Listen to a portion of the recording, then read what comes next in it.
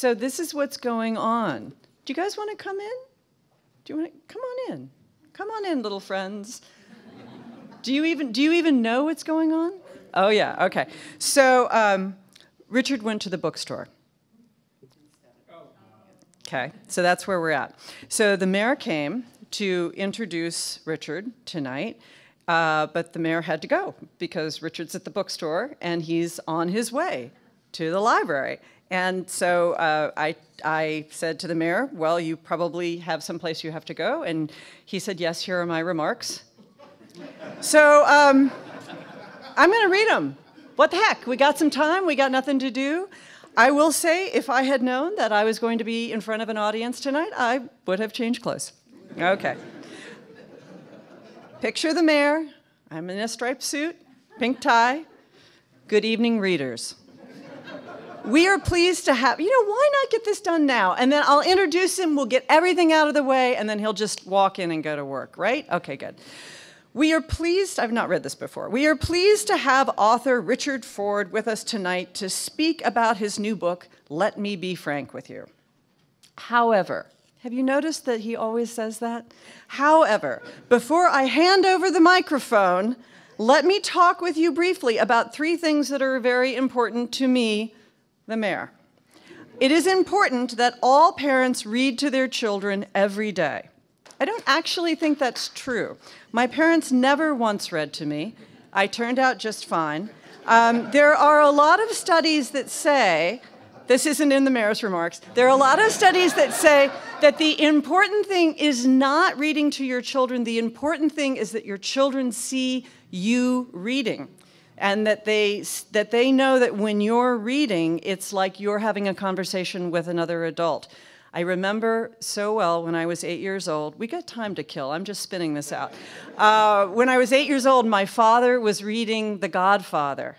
And my parents were divorced, and I didn't get to see my father very often. But he was only reading The Godfather, and he kept telling us to go away. And he was not reading us The Three Pigs. And then the morning that we got up and he said, they cut the horse's head off and put it in the bed. And that was made much more of an impression, I think, than if Dad had read me a book. Okay, number 2, we need to encourage adults who struggle with reading or who struggle with English to reach out for help, use our community's resources, and learn to read. That I am completely down with. And I'm down with you reading to your kids, too. Just also tell them to go away so you can read. And finally, every single resident of Nashville should have a library card and use our library's great resources. That's true, but if you have money, you should come to Parnassus and buy your books. You shouldn't be tying up that copy of The Goldfinch that somebody who needs to check out that copy of The Goldfinch, you should just buy yours if you can. If you can't, check it out, no judgment. Obviously, each of you already loves reading and values literacy in your life. However, I am asking you to become more active ambassadors of literacy. You can read to kids in the community, that's true. That's a very good idea. You can volunteer to tutor adults learning to read. You can do that. They know about all of that at the library here. You can donate books to young people who don't have books in their own home. Can we do that through the library? How can we do that? We can, book them. Thank you very much. Okay. You can volunteer. Can you just imagine the mayor reading this and be like, Mayor, but how can we get those books to the kids? Can we bring them by your house? What? Wait, tell me. Imagination Library? Is that the Dolly Parton thing? But can we donate books to Imagination Library? No, we just applaud them. We can get people to apply and sign up for Imagination Library, but not people who are sending their kids to Ensworth. That seems so strange to me, that people with a lot of money can also get free books from Imagination Library. Okay, well, that's right. Back to the mayor. You can volunteer with the library or with other community organizations that are focused on reading. We would love to have your help in whatever way is right for you. That's absolutely true. We are so fortunate to have our Nashville Public Library, which is really an astonishing library, a great organization, not just of buildings and books, but also of people, ideas, and community. I was telling Elise just moments ago that I was in Tulsa this weekend. I did their library gala. I've just come back from Tulsa, and they're doing a 3-year renovation on their public library in Tulsa, and their library right now is in a Safeway. It's unbelievable. Circa 1960, you remember Safeway in the 60s? You know, it's huge, huge, with giant ceilings and big swinging electric doors and a parking lot that goes all the way around, and it's called a librarium, and that's where they had their gala. Our library continues to grow. It's not in a safe way, and to grow Nashville as a city of readers. Tonight, please join me in thanking the library, along with the Library Foundation, Parnassus Books, and Humanities Tennessee, for their good work in bringing Richard Ford and so many other modern leaders of the written word and culture to Nashville. We're also thankful for and respectful of the great authors who share their words and ideas with us here. And are you guys getting bored? Are you sort of tuning out a little bit?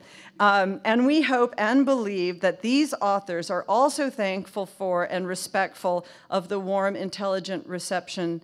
He always says that. And you know, sometimes when you go to Cleveland to give one of these talks, you're not so thankful. You just kind of want to go home. Or you don't even know what city you're in. So while I hope that Richard Ford is thankful and respectful, if he's not, we will love him just the same. Our guest tonight is author Richard Ford, who may well be in the parking lot this very moment. Ford is the author of the Frank Bascom novels, which include The Sports Writer and its sequels, Independence Day, the first novel to win both the Pulitzer Prize and the PEN/Faulkner Award, and The Lay of the Land.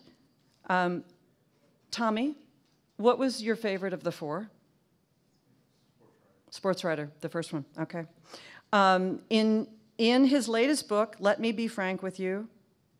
Oh, there he is, okay, good. Ford reinvents, I'm just dragging this out, the basket. Okay, all right, he lives in Boothbay, Maine with his wife, Christina Ford. And I wanna say, I was just giving the mayor's introduction for you. I just wanna say that this is my favorite Richard Ford book, and it's really, really beautiful. It's beautiful writing. All of Richard's books have beautiful writing in them. But this book really taught me something. This book really, really made me think about my life and about the world I live in. I was extremely moved by it. Ladies and gentlemen, my friend who wish he had maybe 2 minutes to himself, but he doesn't, Richard Ford. Well, it's all downhill after that. Thank you all for waiting. I apologize to you for being late. Never let anybody in New York tell you to get anywhere in Nashville.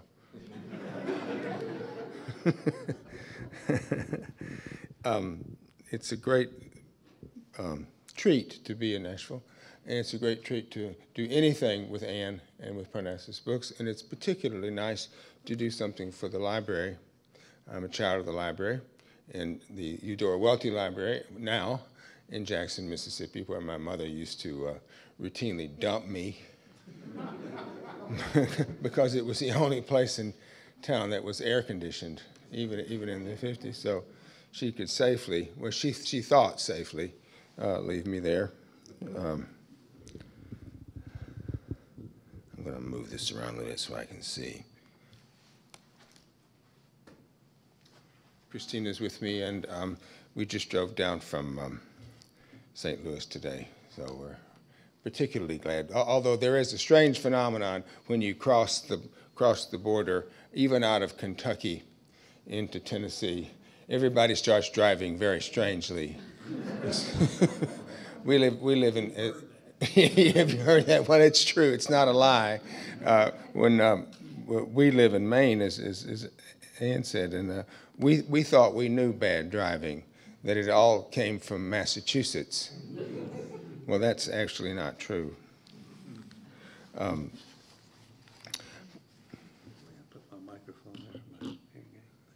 Okay, will do. What I think I'll do is read you, these are 4 stories, novellas, if you like, and they all take place in 2012, after Hurricane Sandy in New Jersey, And just before Christmas, they're sort of Christmas stories, in a sense, by virtue of being set around that time. And they all have to do mostly with the consequences of that hurricane and the lives of people, and consequences that are probably those that would elude CNN and the New York Times. In other words, to some degree, they are made-up consequences, which is what we all do when we find agency in things. We make it up. And they're told by Frank Bascom, and he is a realtor, or was, in central New Jersey. And so what I'll do is read you just the beginning story, not the whole story. I don't think you have time for that. As Ann said, I could have done with a minute.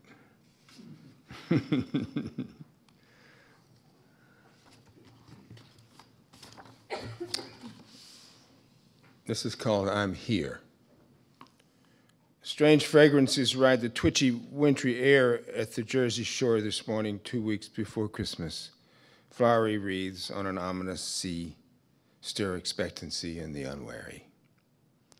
It is, of course, the bouquet of large-scale home repair and rehab, fresh-cut lumber, clean white PVC, the lye sniff of sackcrete, stinging sealants, sweet tar paper and denatured spirits, the starchy zest of Tyvek mingled with the ocean's sulphurous weft and Barnegat Bay's landward stink. It is the air of full-on disaster.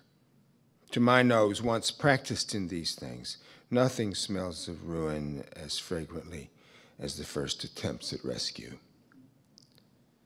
I noticed it first at the red light at Hooper Avenue, and then again when I gas up my Sonata at the Hess station before heading to the bridge, Tom's River to Seacliff. Here, in the rich gas station scents, a wintry breeze flitters my hair while my dollars spool along like a slot machine in the gathering December clouds. Breeze has set the silver whirligigs to spinning at the grandly reopened Bed Bath & Beyond at the Ocean County Mall. Only new bedding can keep us down. Across its acres of parking, a tenth full at 10 a.m., the Home Depot, Kremlin-like, but enigmatically still your friend in spite of all, has thrown its doors open wide and early. Customers trail out, balancing boxes of new toilet works, new motherboards, new wiring harnesses, shrink-wrapped hinge assemblies, hollow core doors, an entire front stoop teetering on a giant shopping cart. All is on its way to some still-standing domicile, blottoed by the hurricane 6 weeks past, but not lost from memory. Everyone still stunned here, quarrelsome, funked, put upon, but resolute. All are committed to coming back. Out here under the Hess awning, someone's piped in loud sports talk radio for us customers, the Pat and Mike show from Magic 107 in Trenton. I was once among their faithful. They're old now. A booming voice, "It's Mike," declares, "Wow, Patrick, Coach Ben Zawicki cut loose quite a hurricane of F-bombs, I'm telling you, a real 30 seconds over Tokyo." "Let's listen to it again," Pat says through a speaker built deep inside the gas pump. Total disbelief, total. This was on ESPN. Another gravelly, exhausted, recorded voice, Coach Ben Zawicki's, takes up in a fury. "Okay, let me just tell you so-called F-bomb sports writers one F-bomb thing, okay? You F-bombs, when you can F-bomb coach a team of 9-year-old F-bomb grammar school girls, then I might give you one shred of F-bomb respect. Until then, you F-bombs, you can double F-bomb yourselves from here to F-bomb Sunday dinner. You heard it here first." The vacant-eyed, white-suited young Hess attendant who's pumping my gas hears nothing. He looks at me as if I wasn't here. "That about says it all, I guess," Mike concedes. "And then some," Pat concurs. "Just drop your keys on the desk, Coach. You're done. Take the F-bomb bus back to F-bomb Chillicothe." Un-F-bomb believable. "Let's pause for a break, you F-bomb." "Me, you're the F-bomb. Ha, ha, ha. Ha, ha, ha, ha." In recent weeks, I've begun compiling a personal inventory of words that, in my view, should no longer be usable. in speech or any form. This in the belief that life's a matter of gradual subtraction aimed at a solider, more nearly perfect essence, after which all mentation goes and we head off to our virtual Chillicoths. A reserve of fewer, better words could help, I think, by setting an example for clearer thinking. It's not so different from moving to Prague and not learning the language so that the English you end up speaking to make yourself understood bears a special responsibility to be clear, simple, and value-bearing. When you grow old, as I am, you pretty much live in the accumulations of life anyway. Not that much is happening except on the medical front. Better to strip things down, and where better to start stripping than the words we choose to express our increasingly rare, increasingly vagrant thoughts. It would be challenging, for instance, for a native Czech speaker to fully appreciate the words poop or friggin', or the phrase, we're pregnant, or what's the takeaway, or for that matter, awesome when it only means tolerable, or preemie, or mentee, or legacy, or no problem when you really mean you're welcome. Likewise, soft landing, sibs, bond, hydrate when it just means drink, make art, share, reach out, noise used as a verb, and apropos of Magic 107, F-bomb. Fuck to me is still pretty serviceable as a noun, verb, or adjective with clear and distinct colorations to its already rich history. Language imitates the public riot, the poet said. And what's today's life like, if not a riot? Yesterday, just past 8, an unexpected phone call disrupted my morning. My wife, Sally, answered but got me out of bed to talk. I'd been lying awake in the early sunlight and shadows, daydreaming about the possibility that somewhere, somehow, some good thing was going on that would soon affect me and make me happy, only I didn't know it yet. Since I took leave of the real estate business after decades, anticipation of this kind is the thing I keenly miss. Though it's the only thing, given how realty matters have gone and all that's happened to me, I am content here in Haddam, aged 68, enjoying the next level of life, conceivably the last. A member of the clean desk demographic, free to do unalloyed good in the world, should I choose to. In that spirit, I travel once a week up to Newark Airport with a veterans group to greet the weary, puzzled returning troopers home cycling in from Afghanistan and Iraq. I don't credit this as a commitment or a true giving back, since it's hardly inconvenient to stand smiling, hand outstretched, loudly declaring, "Welcome home, soldier or sailor or airman. Thank you for your service." It's more grandstanding than serious, and mostly meant to demonstrate that we're still relevant, and thus is guaranteed to prove we're not. In any case, my personal sensors are on alert for more than I can do that's positive with my end of days time, known otherwise as retirement. The only reading material on my desk this morning is a copy of We Salute You, the publication we volunteers put into the hand of each Iraq and Afghanistan returnee the moment after we shake that hand and declare, "Welcome home, thank you for your service." We Salute You is a useful catch of vital information pertaining to anything the home leave soldier might need, want, or encounter in the first 6 hours stateside, assuming no one's meeting him or her, as surprisingly happens much of the time. We Salute You is printed by a cabal of right-wing Freedom Forum loonies out in Ohio who nonetheless managed to do a good job because they don't stuff our magazine with any of the gun control, anti-abortion, back to the Stone Age bullshit they do put in their regular anti-Obama mailings.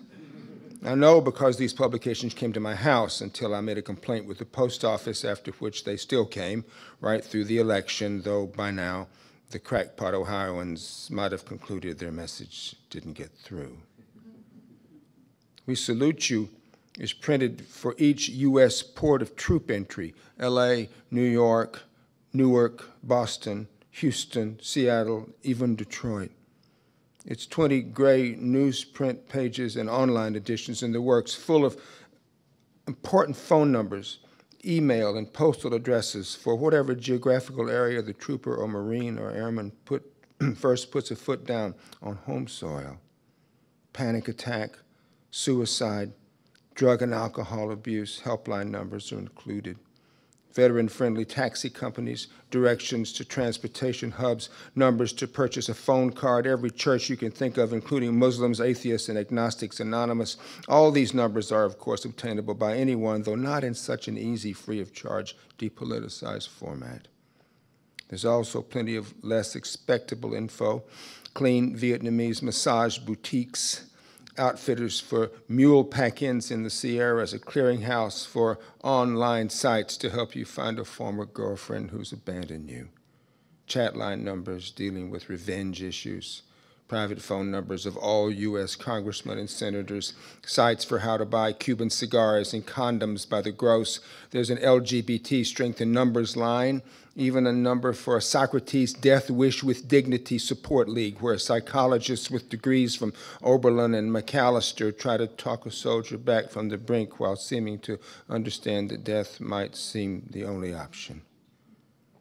Our mission, of course, occasionally fails.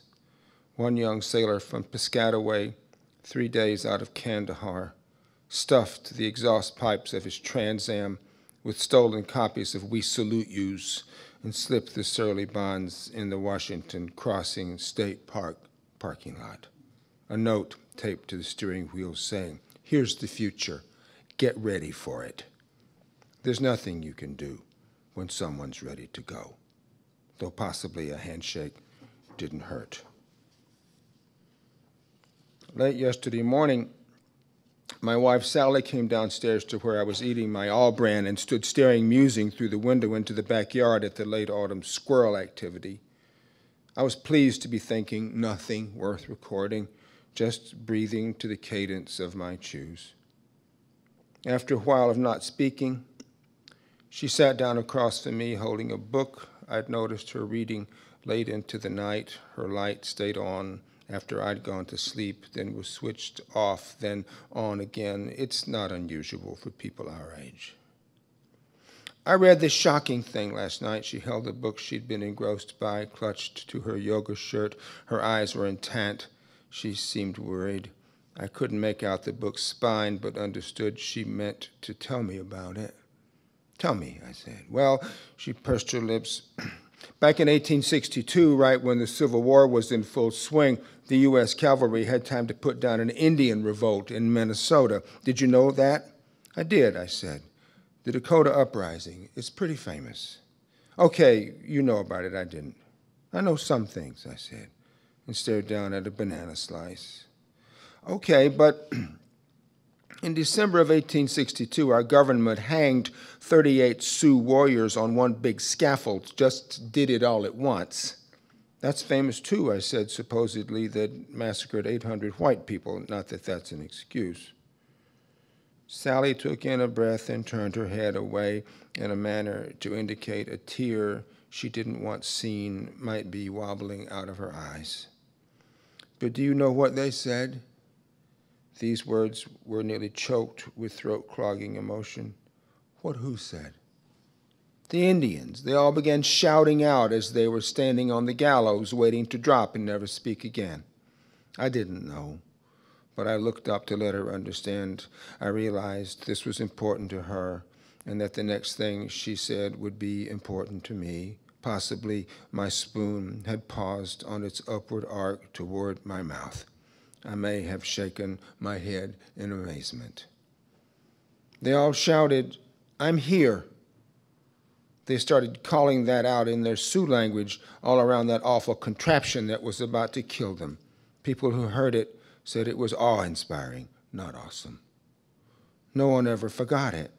Then they hanged them, all of them, at one moment. "I'm here." As if that made it all right for them, made death tolerable and less awful. It gave them strength. Sally shook her head.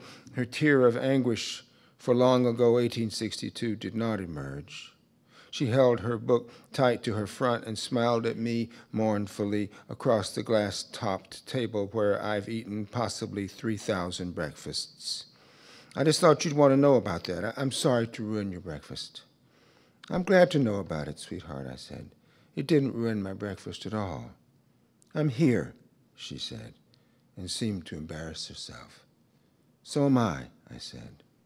And with those words, she got up, came around the square table, kissed me once on my forehead, still embarrassed, then went away, carrying her book back to where she'd come from in our house.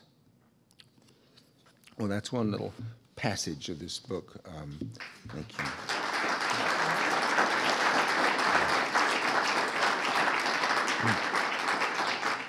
Thank you very much.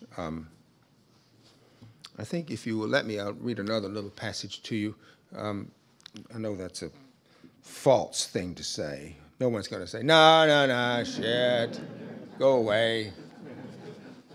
Isn't that enough? Does he never stop?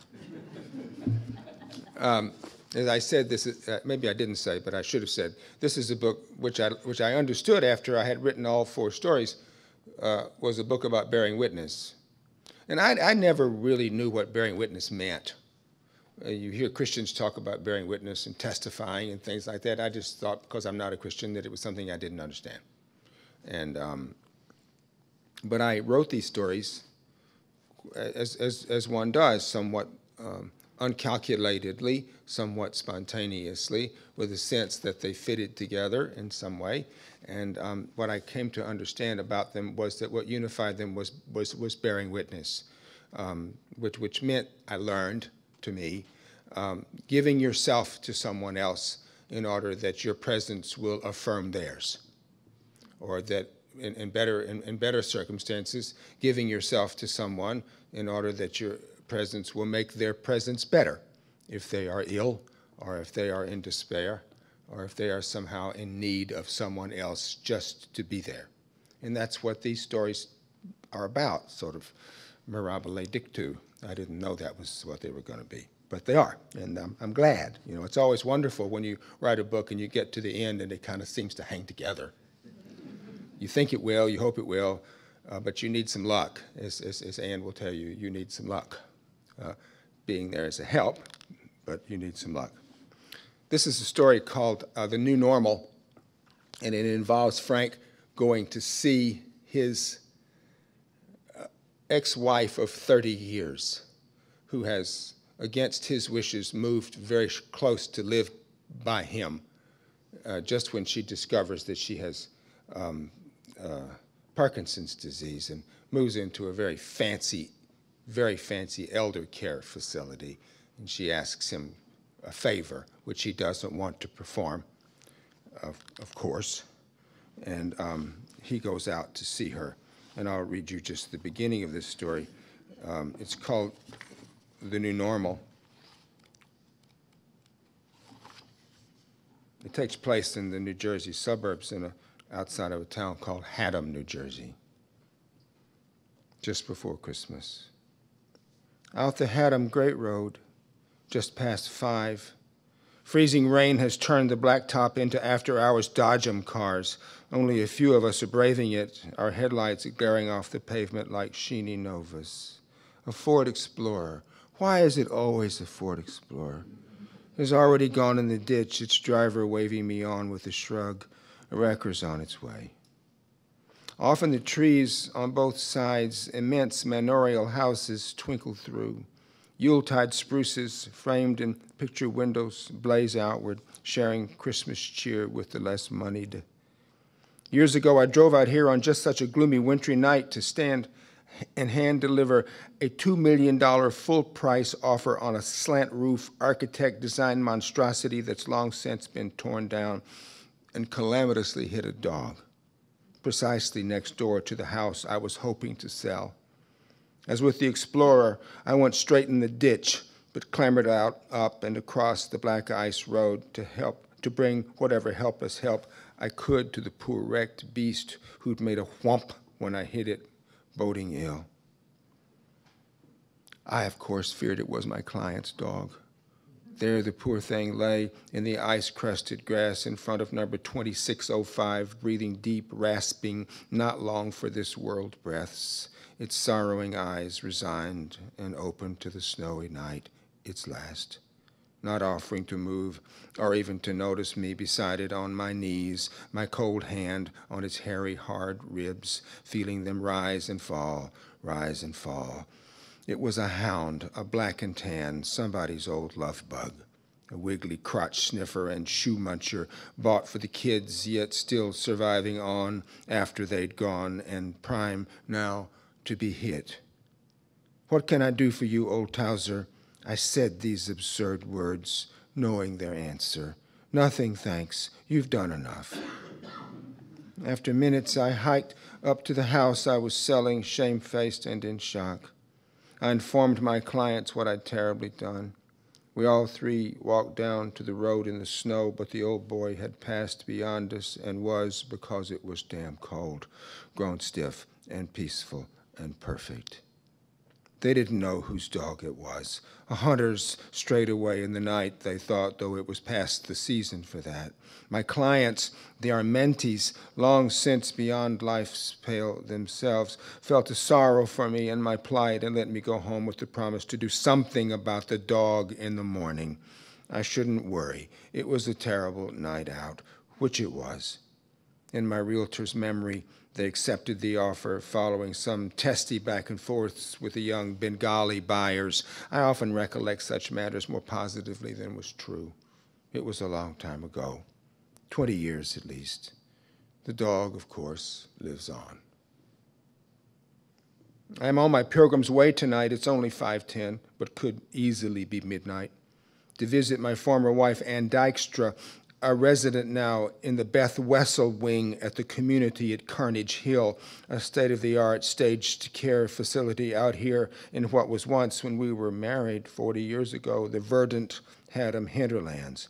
The community today borders a Robert Trent Jones faux links course hidden from the road by a swatch of woods, the leaves now down. A birch bark canoe institute sits off to the left in deeper timber, its lights busily yellowing the snow-flittery night.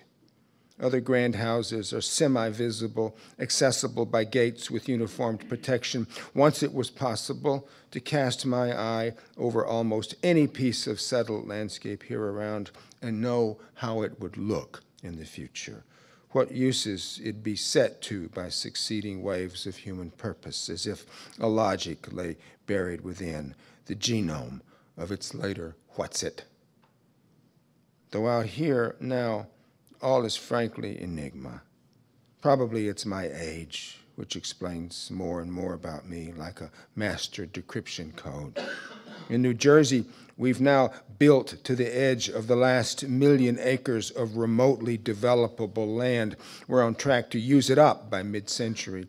Property taxes are capped, but no one wants to sell, since no one wants to buy, all of which keeps prices high, but values low.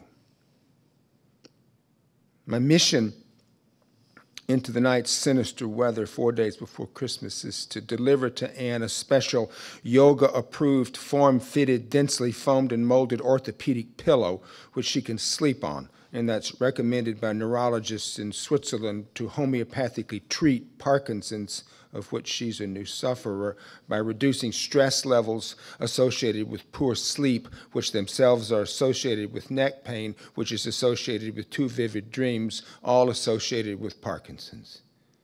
Anne has resided in the Beth Wessel, able-bodied, independent wing since last June. She has her own 2-bedroom, feng shui-approved apartment, does her own cooking, drives her own Focus, and has even acquired a boyfriend, a former Philadelphia cop named Buck. He has a last name, but I can't pronounce it since it's Polish. Buck's a large, dull piece of cordwood in his 70s, given to loose-fitting, permanently belted trousers, matching beige sweatshirts of the kind sold at Kmart, big galunker imitation suede shoes, and the thinnest of thin, pale hosiery. Somewhere, someone convinced Buck that a sculpted imperial and a pair of black horn-rimmed Dave Garroway specs would make him look less like a Polish meatball and make people take him more seriously, which probably never happens, though he's officially on record as handsome. He could pass as the good cop who genially interrogates the poor black kid from the projects until he suddenly loses his temper, bulges his eyes, balls up his horseshoe fists in the kid's face, and scares the shit out of him. Buck's carrying around a different John Grisham book every time I see him and refers to himself only as a first responder. I regularly encounter him lurking in the big public room he doesn't have enough to do with no robberies and home invasion to get his mitts into. He likes the idea that Anne, who he infuriatingly calls Miss Annie, that Anne and I go way back, which isn't quite the word for it, and that he and I share private, implicitly sexual understandings about her that men such as we are would never speak about, but that in the aggregate are special, possibly symbolic, and render us both lucky to have lived this long foot soldiers in Miss Annie's army. Like me, Buck's a prostate survivor, and his personal talk is the sort that would drive Anne straight to the rafters. It includes his rank disdain for Viagra. No need for that junk. I prize my stiffy, let me tell you. The existence of a horse pill obtainable online that makes us prostate guys piss like percherons, thereby avoiding the men's room blues. Needless to say, he doesn't like Obama and blames him for shit-canning the American dream by creating a lost decade when it came to little people keeping up. He's a nice enough guy, meaning the president, but he wasn't ready to assume the mantle. Bush, of course, was ready. And I'm convinced, spends time with him only to display for me the limitless variety of Homo sapiens who can easily fill my long, empty shoes. Though why should affairs of his heart and hers be less scrutable than the affairs of my own? It's not, however, the simplest of emotional transits to be driving out 4 days before Christmas to visit my ex-wife. We've been divorced 30 years in an extended care facility, suffering an incurable and fatal disease, and with whom I've not been all that friendly, but who's now a 20-minute drive away and somehow or other presenting issues. Relations end nowhere, as the poet said. How Anne Dykstra came to reside 20 minutes from my doorstep is a bittersweet tale of our time and should serve as cautionary if one's long ex-wife constitutes a demographic possible to comprehend and thus beware of. When Anne retired off the athletic faculty at de Tocqueville Academy, she'd begun keeping time, but expecting nothing serious, with one of her de Tocqueville colleagues, the lumbering, swarthy-skinned, curly-haired ex-Harvard math whiz and lifelong mother's boy, Teddy Fuchs. Years before, Teddy had been headed for celestial math greatness, but had suffered a dissociative episode on the eve of his thesis defense on rectilinear quadratic equations and been banished to prep school teaching at de Tocqueville, a not long drive from where his parents lived on the shore in Belmar.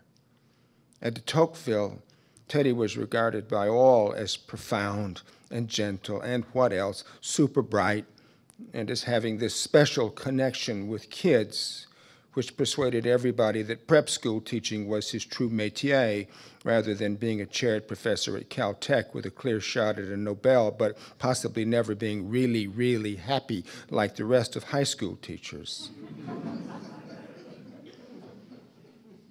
Teddy, at age 60, had never married, but had avoided the standard smirks and yorks and back-channel eye-rollings about his sexuality by being benign. There were no rumors of Greenwich Village à deux sightings or mysterious friends brought to faculty cookouts. Some people really are what they seem, though not that many. Teddy and Anne began seeing each other, began being a couple, taking trips, Turks and Caicos, Tel Aviv, the Black Sea port of Odessa, and speaking exclusively in terms of the other. I'll have to ask Anne about that. You know, back when Teddy was at Harvard, and as a tea time, Teddy wrote an influential paper about that his junior year, which caused a lot of stir. These are mostly things she would never have said about me, since flogging suburban houses on cul-de-sacs that once were cornfields in West Windsor, New Jersey, rarely gets you noticed by the folks at the Stanford Linear Accelerator. I know any of this because our daughter Clarissa Bascom, now a veterinarian in Scottsdale, told me. Clarissa has always kept semi-taut lines with her mother, though much taughter with me and her brother. Back when it was all getting started with Teddy, Clarissa believed her mom could tolerate only a platonic relationship and that there was neither hanky nor panky afoot, that Teddy, though large, Levantine, hairy, and apparently sensual, was in fact harmless and remote from his body. Lesbians think they know everything. And that after Ann's 2 marriages to 2 unsatisfactory men, one of them me, being with a man like Teddy, thoughtful, hopelessly reliable, obedient, occasionally mirthful, but not that much, no bad history with women, a good cook, and most important, Jewish, guaranteeing Clarissa believed no unwanted sexual advances. Teddy was all but perfect. Like most explanations, it's as plausible as anything else. Plus, Clarissa liked Teddy. I only met him twice by accident. They had Harvard in common, and for all I know, sat up late nights singing the fucking songs. Long story short, it's never short enough. Ann retired, and so did Teddy, whose mother had conveniently died at age 90. Ann had dough from her second marriage. Teddy had his dead parents' 3,000-square-foot condo overlooking the sea in Belmar. A charmed coming together, it seemed, was forged for both parties, an acquaintance that hesitantly blossomed into something more instead of the usual less, a mutually acknowledged, if somewhat not fully shared sense of life's being better when not spent dismally alone, a willingness to try to take an interest in the other, learn golf, learn calculus, plus the condo. Ann and Teddy sent around at-home announcements. One actually came to me, declaring the uniting of all our assets, real, spiritual, and virtual. I took note, but not serious note. As far as I was concerned, Ann had simply embarked on another new course in life, the main source of interest and primary selling point of which was that it carried her further away from being my wife and nearer to becoming just another person I might never have known, whose obituary my eye might pass over without the slightest pause or twinge, which is the goal and most perfect paradigm of what we mean when we say divorce. Though, of course, that's crazy. The kids see to it, as does memory, which, short of Alzheimer's, never lets you off the mat. Thank you.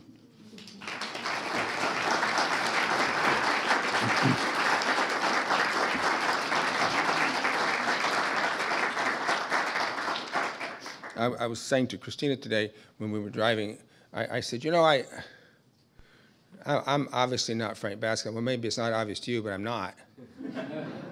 And I think sometimes he says some interesting things. He says some unacceptable things, and I sometimes think that I get credit for it. I don't want credit for it. I think the more important thing that a writer can do is not write about himself or herself, but to make something that is apart from you, that you can be completely free in imagining and put into things you could not put into yourself if you were writing about yourself, because yourself wouldn't represent that. So for me, Frank Bascom, even though we share some interests, are not particularly consonant in our views. If anybody has a question, I'll be happy to try to. Yes, sir.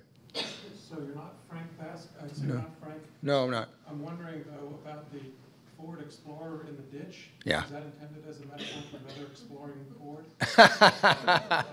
You're reading much too closely. Am I in the ditch? I might be in the ditch. Well, you know, it's the only place worth going when you're a novelist. Just go in the ditch and see how you can get yourself out. Yeah, yeah. No, that was just that was really just the residue of once owning a Ford Explorer. And when you drive down, you know, where we live, it's icy.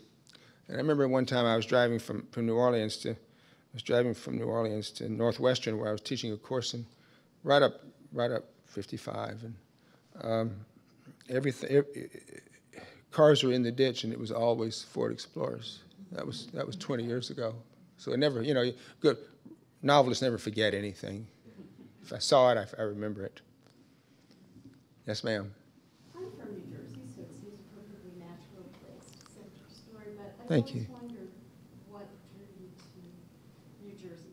What drew me to New Jersey? Well, I had kind of gone in the ditch as a novelist in 1981, and I'd written 2 books and nobody read them, and I thought I'd pretty much had my shot, and that I needed to go out and get an honest job. So I got a job as a sports writer, and I didn't move to New York. We were living in New Jersey. We were living in Princeton, and I went up and worked a couple of years at this sports magazine, and then it went in the ditch. And I came back down to Princeton, and I didn't have anything to do. I wasn't prepared to do anything. I didn't have any skills. I'd written 2 novels. I was 30-something, 7 years old, and I thought, well, what can I do? What do I do with myself down here? So I thought I'd write a novel, and I sort of looked around, and I thought, well, what do I know anything about? I mean, I'm a Mississippian, but I'd long ago realized that there didn't need to be another one of us. They'd already, the people who had gone before me had already done very well. So I thought, well, find some new place that you can write about, that you can be the world's greatest expert in, if only because nobody had written about the suburbs of New Jersey. Roth had written about Newark and those places in New York, and nobody that I knew had written about the suburbs. And so I thought, well, write about the suburbs because you really do know a lot about it. We lived there for a while at that point, and I thought, well, what do you do when you write about the suburbs? Well, generally people think that New Jersey is a terrible place, as you know, because you're from there, and it's not. It's not. It's not at all. It's really a great place. No, moreover, it's not just a great place, but it's also a microcosm of the United States in a way. It's got all of these geographical features that can be found in Wyoming, and it can be found in the South. It's got the shore, got these huge river valleys, got little mountains. It's got a big, it's got everything. So I thought, instead of saying, boo-hoo-hoo about the suburbs, I would write a paean to the suburbs. I would write one novel, which is all I thought I'd write, which would be kind of a celebration of life there and how real sensate life can occur there. So that's why. That's why. Yes, ma'am. I have a quick comment and a question. Okay. The quick comment is that I told a good friend in Chicago that I was going to come to hear you. Uh-huh. And her comment was, I saw him last year. He's really cute. And so, I was last year. and so I just thought you might want to pass that on to whoever markets you.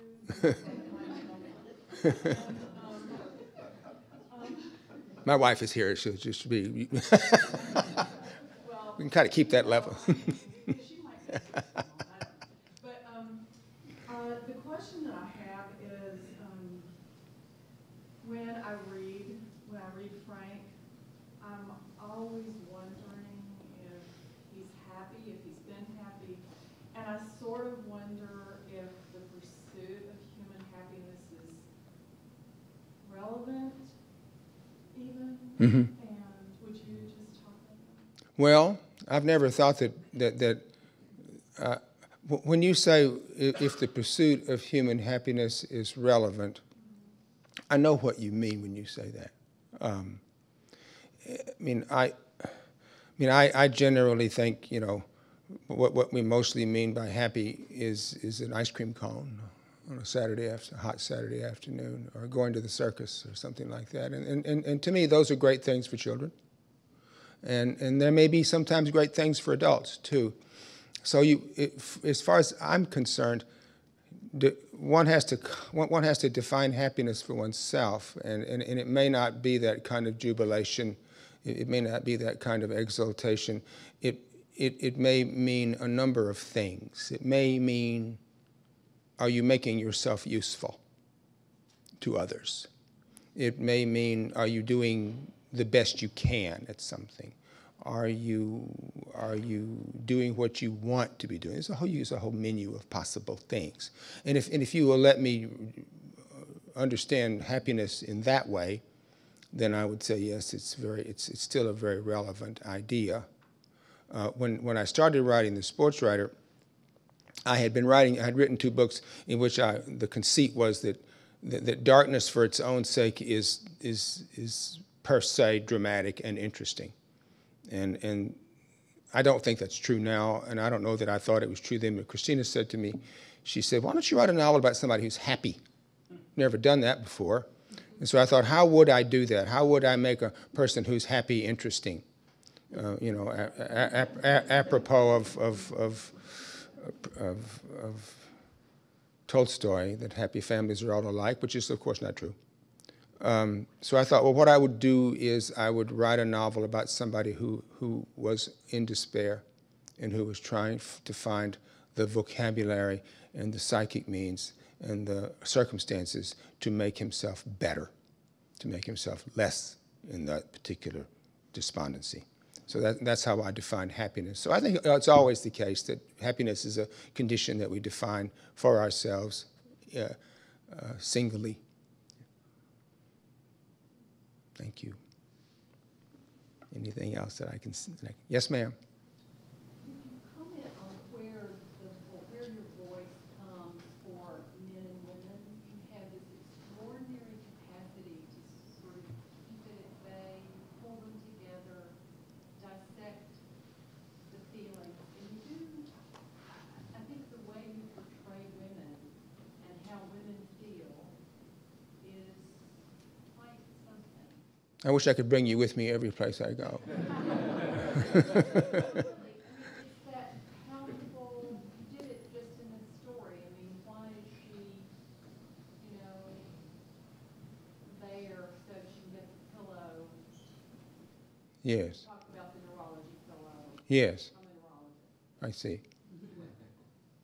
Well, Where does that voice come from? well, Is it, go. and do you view it as evolving through your work? Do the male, female, the tautness, the longing, the pain?